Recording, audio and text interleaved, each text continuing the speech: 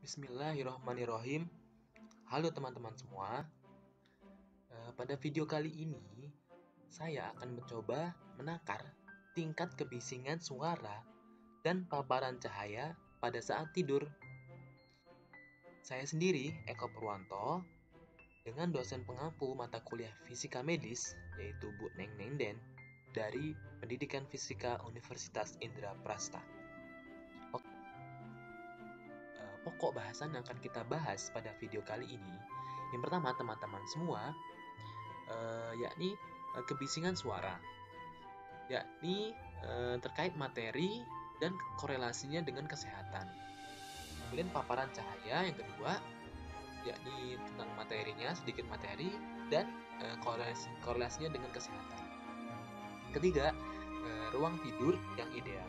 Di mana yang kami maksud ideal di sini bukan dari empuk atau tidaknya bantal atau kasurnya, atau wanginya ruangan, atau dinginnya ruangan, tidak seperti itu. Tapi yang kami maksud adalah teman-teman semua, yakni dari segi kebisingan suara dan paparan cahaya. Nah, sesuai dengan standar dari WHO atau organisasi kesehatan yang lain. Kemudian yang keempat, yakni tentang percobaan pengukuran bioakustik dan biooptik menggunakan aplikasi sound level meter dan lux meter. Oke, mari kita ke topik bahasan yang pertama. Ya, teman-teman semua, yang pertama adalah kebisingan suara.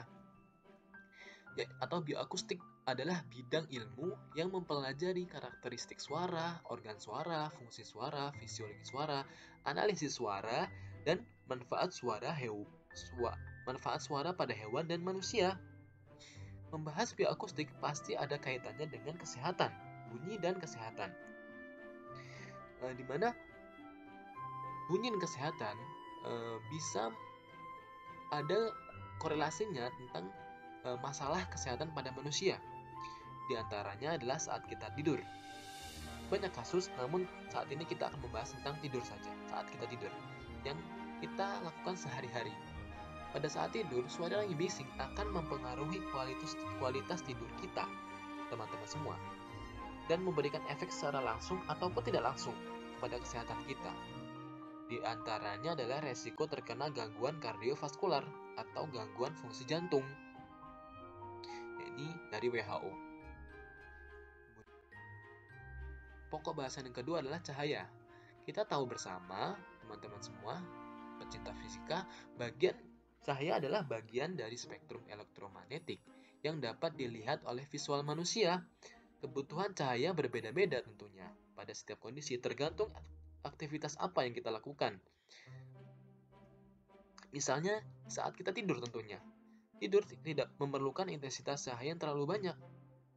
Maka dari itu, jika kita berlebihan terpapar cahaya saat tidur, bisa mempengaruhi kualitas tidur kita yang buruk, berefek pada stres, kemudian bisa menyebabkan masalah lagi pada kardiovaskular.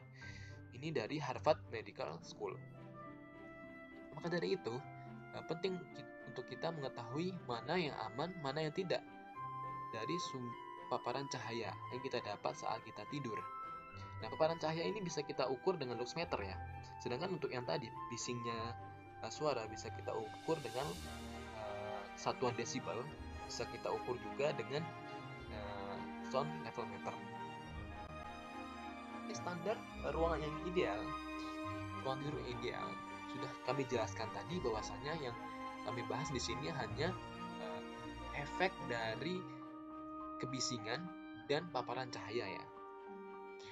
Oke, di sini yang pertama adalah standar untuk tingkat kebisingan saat tidur.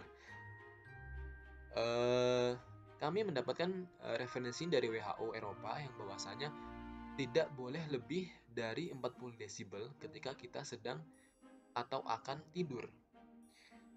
Dan juga di sini juga WHO menyatakan bahwasanya jika secara terus-menerus kita tereksposur atau terpapar 55 desibel, maka bisa menyebabkan serangan jantung, heart attack. Begitu teman-teman semua. Kemudian yang kedua ada lagi tentang paparan cahaya saat tidur, ini kami dapat referensi dari sleep.myplus.com, yang dimana referensinya dia juga dari Harvard Medical School, yang menyatakan bahwa lux untuk paparan cahaya saat kita tidur itu tidak boleh lebih dari 5, teman-teman semua.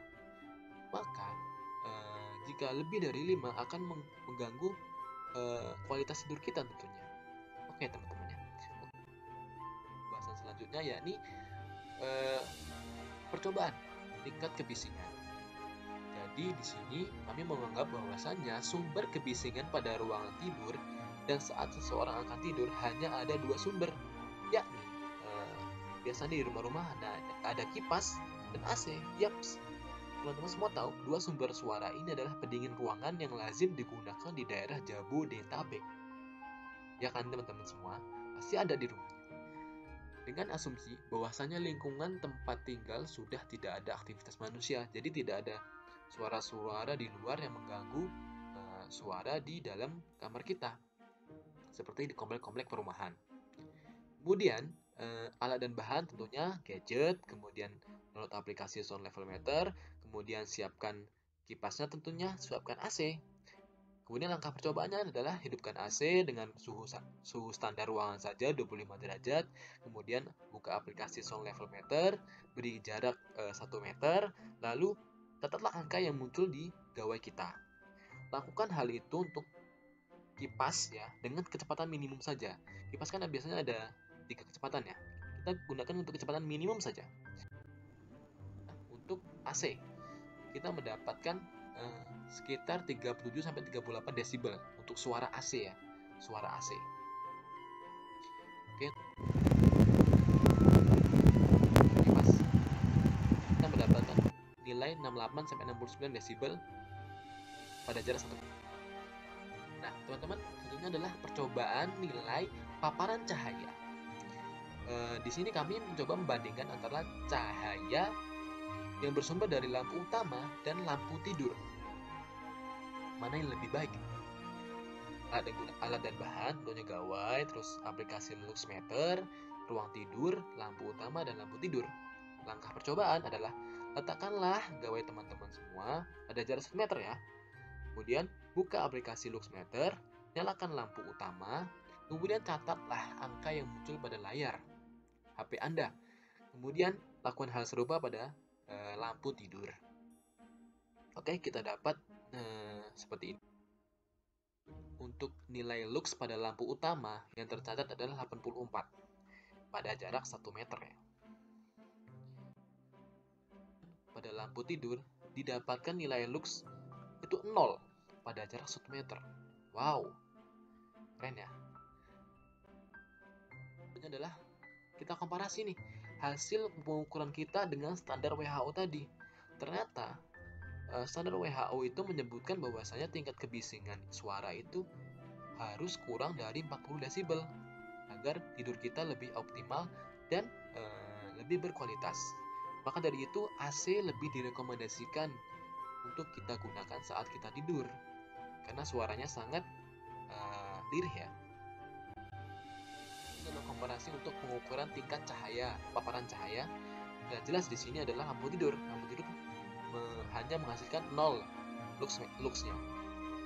Sedangkan standar yang kita paparkan tadi adalah kurang dari 5 luxnya dengan jarak 1 meter ya. Nah, dari sini bisa kita yang pertama, tingkat kebisingan suara dan paparan cahaya secara terus-menerus dapat menyebabkan gangguan kesehatan kita. Yang kedua, saat tidur, buatlah suasana ruangan menjadi kondusif dan nyaman untuk tidur dengan cara memilih alat atau penerangan yang baik.